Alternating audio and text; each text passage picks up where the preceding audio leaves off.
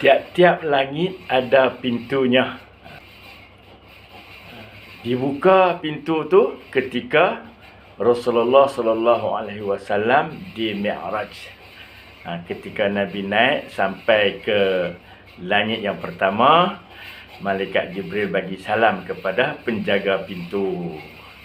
Kemudian penjaga pintu pun tanya, siapa dia ni? Maka Jibril pun menceritakan bahawa dia datang bersama dengan Rasulullah sallallahu alaihi wasallam. Kemudian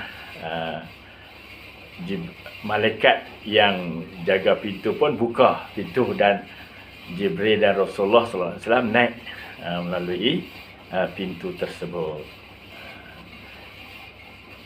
Begitulah di langit yang kedua pun begitu juga, langit yang ketiga, keempat, kelima dan ketujuh. Jadi Rasulullah masuk ataupun naik ke langit yang berikutnya tu melalui pintu-pintu langit.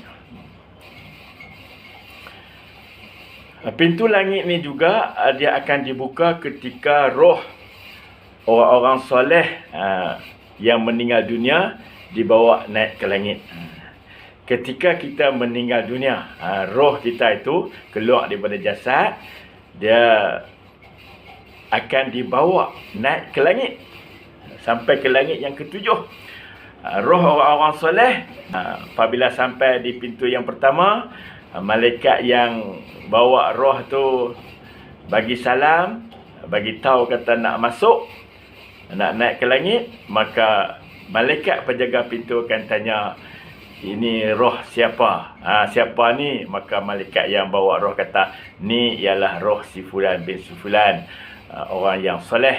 Kemudian dibenarkan, maka dibukalah pintu langit tu, naik 1, 2, 3, 4, 5, 6, 7. Kemudian turun semula. Tapi roh orang jahat sampai di langit yang pertama saja, malaikat pertama tak mau buka pintu. Tak boleh buka pintu. Dia tak dibenarkan naik. Hak ni roh orang yang jahat, orang yang akan menjadi ahli neraka. Jadi dia tak boleh naik lah. Bila dia tak boleh naik, dia dibaling ke bawah, ditauk ke bumi. Jadi dia pintu langit tidak dibuka. Dalam peristiwa Isra' Mi'raj ini juga diberitahu, diriwayatkan kepada kita bahawa Rasulullah sallallahu alaihi wasallam naik sampai di langit pertama, bertemu dengan Nabi Adam alaihi salam. Rasulullah bagi salam, kemudian bersembang sikit, kemudian naik pula langit yang kedua, berjumpa dengan Nabi Yahya alaihi salam. Dan di situ ada dua Nabi, dan juga Nabi Isa alaihi salam. Dua-dua Nabi ni mereka hidup sezaman dan umur mereka pun sama. Sama. Kemudian Rasulullah naik ke di langit yang ketiga, Rasulullah berjumpa dengan Nabi Yusuf alaihi salam. Langit yang keempat berjumpa dengan Nabi Idris alaihi salam. Naik lagi berjumpa dengan Nabi Harun alaihi salam. Naik lagi yang keenam berjumpa dengan Nabi Musa alaihi salam. Kemudian akhir sekali langit yang ketujuh. Langit ada 7 lapis kan. Jadi sampai di sana Nabi bertemu dengan Nabi Ibrahim alaihi salam. Tuan-tuan dan puan-puan yang saya hormati, di langit yang ketujuh ni dikatakan ada Baitul Ma'mur.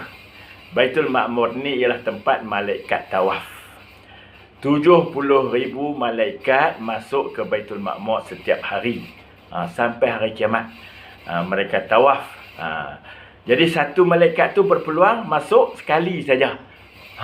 Tak macam kita pergi Mekah, ada orang yang setahun 2, 3, 4 kali pun tak.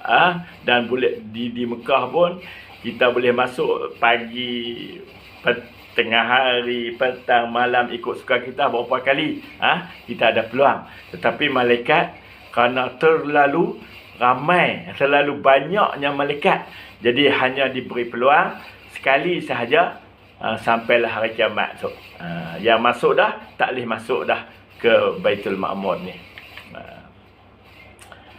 Lagi satu ialah langit ini juga malaikat turun daripada langit ke bumi, kemudian naik setiap hari.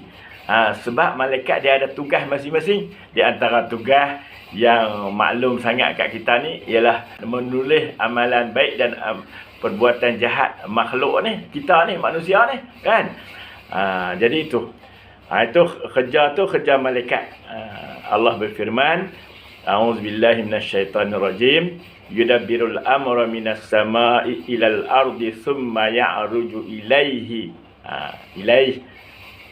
Sehingga akhir ayat lah. Jadi ayat tu Allah mentadbir urusan dia daripada langit ke bumi setiap hari.